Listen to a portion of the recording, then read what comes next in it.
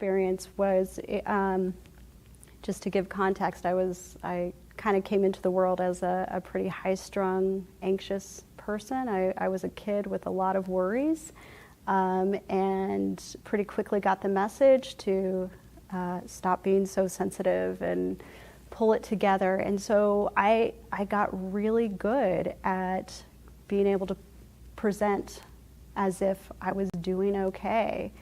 I also found that I could channel that anxiety into school and sports, and those were things I was pretty good at.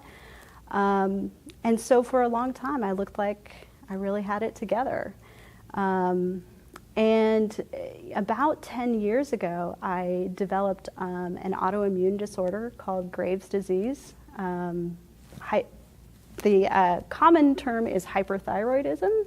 So just too much thyroid hormone in my body, and it unfortunately causes more anxiety. And so I actually ended up with,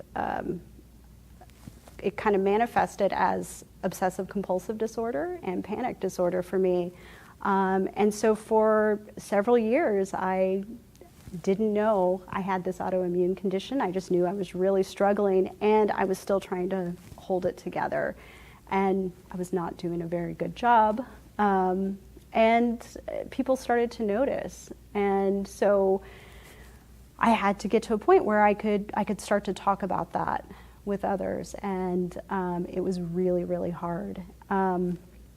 So it took a few years to get diagnosed and find out what was going on with me. After starting medication and going to therapy and getting support where I could, I've gotten to the point where I'm doing really well now, and I'm not having symptoms any longer for the most part. I mean, there are still days if I don't get enough sleep, or I am having a lot of stress, I'll get what I call sticky brain, and I just kind of get stuck on things, and I have to work on kind of moving myself beyond that point.